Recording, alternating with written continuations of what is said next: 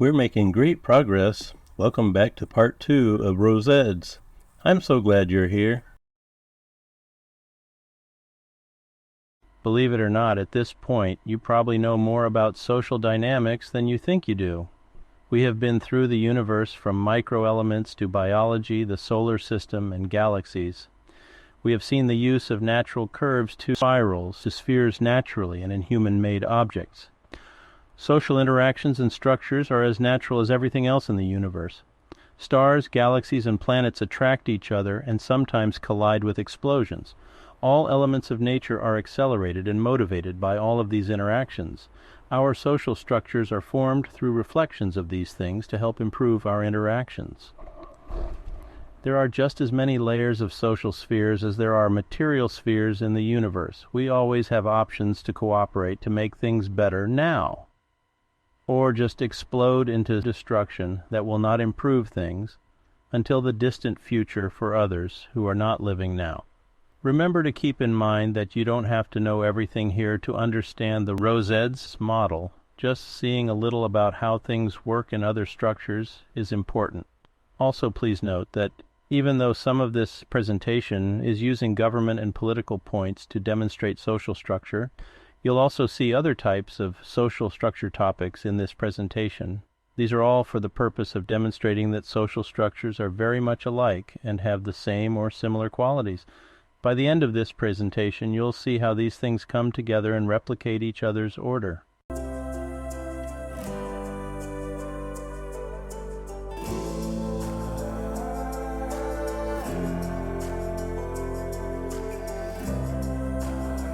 The Nolan Chart is a political spectrum diagram created by American libertarian activist David Nolan in 1969. He called it his self-government chart. It is charting political views along two axes, representing economic and personal freedom. Nolan's chart sets libertarian views as opposing authoritarianism, but in reality, authoritarianism is separate from all others. Even a cockroach layout has been used to show another order of displaying social structure. The Nolan chart has been arranged in different ways by different people to accommodate for missing information.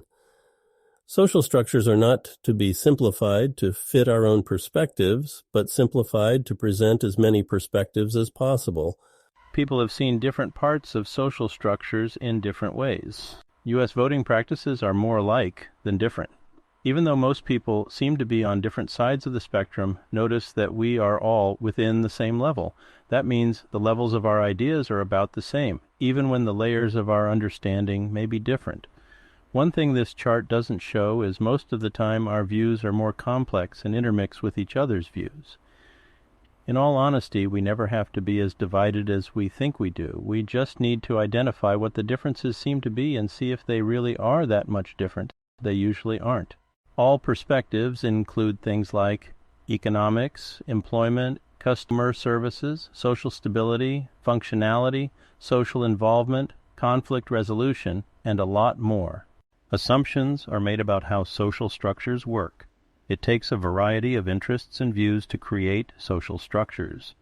The division between less and more government appears more divided between the two main political views. But the difference isn't in less versus more government. The differences are between control through less interest and effort compared to control through more interest and effort. In other words, it's just easier and lazy to just be done with people than to deal with or care about anybody. Social media in all its forms are social structures. Compass-style social structure models. This is a derivative social structure I assembled from multiple other sources examples. In reality, commerce is part of structures of societies, not on different lines going different directions, and authoritarianism and libertarianism aren't polar opposites. They are definitely different parts of structures, but not opposites. Think about how this model is structured.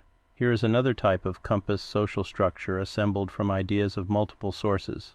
Notice that each direction is not just a line, but a field, spreading out across the spectrum of each direction. Again, authoritarianism is not opposite from libertarianism, and they also aren't on the same level. Loyalists and extremists are not likely to be opposites, but are not on the same level either.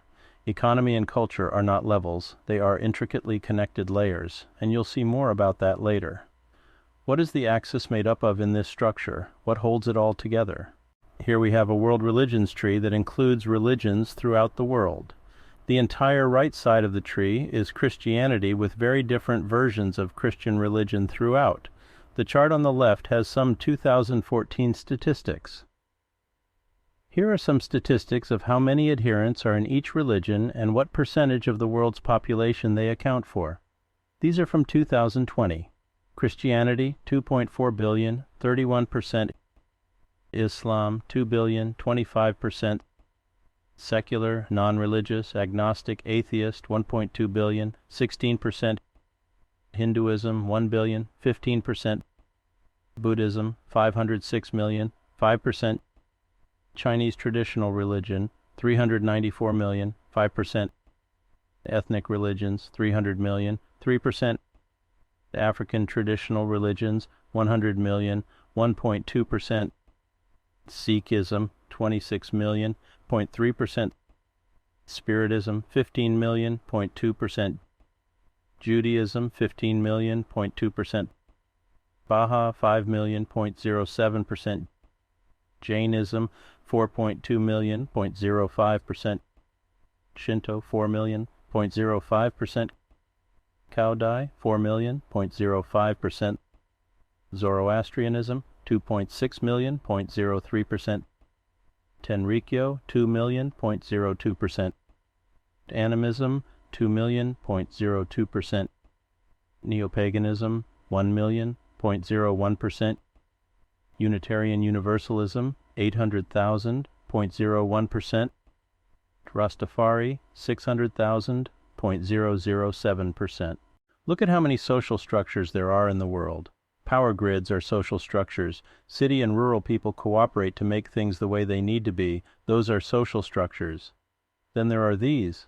Pathways through the seas are natural structures where currents flow and help people transport themselves and goods. Land-based pathways interact with waterways. And all of the spheres and interactions through space are structures where our world, solar system, galaxy, and star group takes us on constant paths beyond what we can comprehend. Purpose and order determine whether people have personal choices for our own lives and livelihoods, or if extremes determine to make those choices for us. Any kind of social structure must have some forms of regulation, sovereignty, and accountability. Anything that doesn't allow individuals to decide their own interests and destinies undermines regulation, sovereignty, and accountability because it loses confidence of the population and therefore legitimacy. Confidence of the population is what makes any social structure legitimate. What does all of this narrow down to? What is the meaning and purpose of it all? That is what my superdynamic social stratosphere model is all about. A stable state of order means strong and dynamic, follows rule of law, and is accountable. What does it take to have a stable social structure in government, commerce, religion, and everything else? All of this narrows down to consistency and ideals. That is where my superdynamic social stratosphere comes in.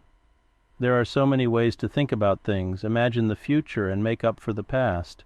And now I will present the order of the ROSeDS sphere parts, beginning with a new chart to encompass all of the charts shown before.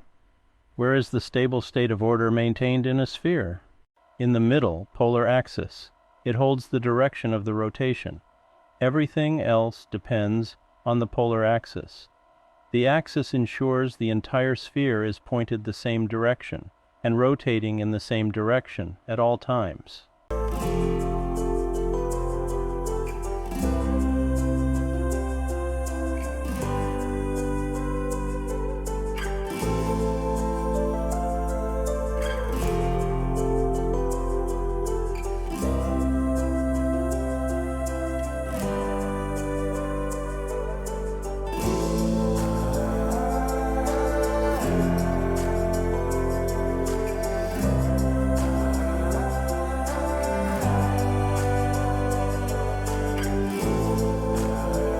Using the circular polar chart as seen at the top of the sphere, we can see the axis the sphere rotates on is in the center. Layers are represented by lines stretching from the center to the outer edge. Levels are represented by lines circling around the sphere. Let's turn this sphere to see the axis, layers, and levels in their upright position. The polar axis is the center of the sphere. It is the center of rotation that keeps the sphere stable as it moves through space. The polar axis represents order, which is regulation, government, policies, and cultural norms. Layers are the vertical latitude lines of the social stratosphere extending out from the center axis. Levels are the horizontal lines across going around the sphere. These level longitude lines identify how far up or down on the levels we are looking at. How many layers and levels are there? Globes have 360 primary vertical columns and 180 primary horizontal levels across. The vertical columns relate to the layers of the social stratosphere model. Think of the layers not just as cards hanging on the axis, but as layers of stratospheres that stretch out around the globe, like different kinds of clouds, spaces of atmosphere, and protective magnetic forces. Layers represent patterns of social structure. Levels and layers can be divided into categories and subtopics. Some people think social structures are totally man-made. Some think social structures are invisible, so are totally not man-made. The truth is that social structures are an example of man-made and non-man-made elements coming together. When brought together correctly, these elements make something beautiful. When the two are not coming together well, these elements can degrade the good to make some things awful for people. Levels can be seen as lines across, going around the sphere. As the sublevels develop, the lines multiply and look like a smooth sphere. There are so many levels that each level is almost not distinguishable, but the shade of every level of the sphere is there. 180 rows by globe measurements, but all shades of the layers are there. Just like the globe has major categories of levels within hemispheres, tropics, and frigid zones, the structure of the social stratosphere has major groups of levels. Think of social situations that heat up and cool down. A little more than half the size of the Earth is the hot core in the center. The core is mostly made up of iron. The inner core is a highly pressured solid at less than half the size of the outer core. The outer core is molten lava. The ROSeDS Model significance of the hot tropical levels and even hotter core layers is when social order makes a significant change, all social orders can cause heated opinions and exchanges that can become extreme. The polar ends of social orders are not the extremes, even though they are at opposite ends.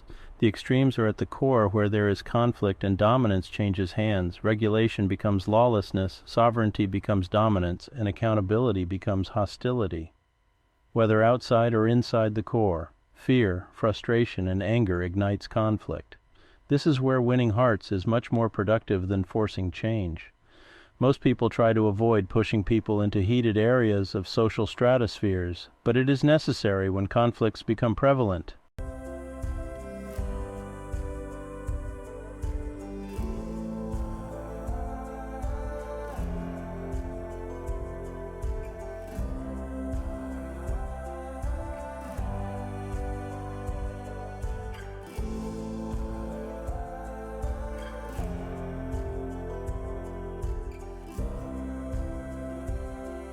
Here is a little more about the layers of the Earth. Look at the layers of the core and ground. The atmosphere, gravity, and magnetism are layers of the Earth too. Each layer has its own functions. The gravity of both spheres maintain the orbit of the Moon and the Earth together.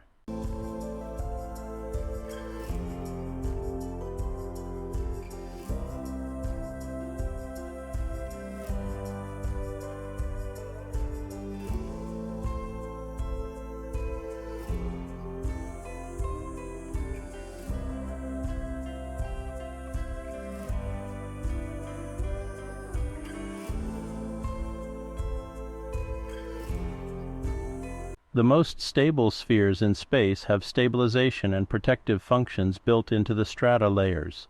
Gravity fields depend on the mass of a body, don't create an electrical charge, and weaken farther from the body. Gravity holds structures together as they orbit around each other. Magnetic fields have polarity and are produced by electrical charge from the spinning of the core. Magnetics can attract and resist each other, primarily resisting destructive bodies in space. The most stable spheres in space have stabilization and protective functions built into the strata layers. Gravity fields depend on the mass of a body, don't create an electrical charge, and weaken farther from the body. Gravity holds structures together as they orbit around each other. Magnetic fields have polarity and are produced by electrical charge from the spinning of the core. Magnetics can attract and resist each other, primarily resisting destructive bodies in space. Planetary and asteroid belt orbits are layers of the solar system. Each of them match the orbits that reflect their mass, as well as their placement in conjunction with each other. If the planets weren't here, the orbital layers would still be here. In fact, there are additional orbital layers that are missing their planets. There are constant forces of interstellar winds coming at our solar system all the time. Our sphere structures protect and hold the solar system together. Together we are strong and bold and moving faster beyond anything we can truly comprehend. As with the Earth, the Sun, the planets, and entire solar system, stratosphere layers continue adding up in the layers of our galaxy, the Milky Way. Again, the layers show how the galaxy also collects materials into structures of bodies and assembles them into a core and layers.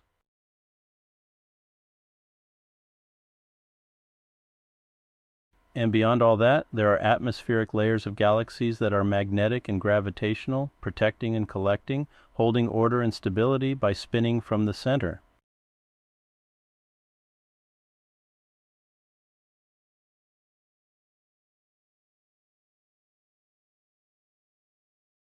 Those who study the far reaches of the universe are just beginning to find the secrets of what is out there and how it all works. I'm just guessing that eventually they will find that there is a core and layers, magnetics and gravity, and atmosphere, with collection and protections, and that everything is spinning in ways we have yet to begin to recognize. This is what all existence is about. So this is what social structure is about too.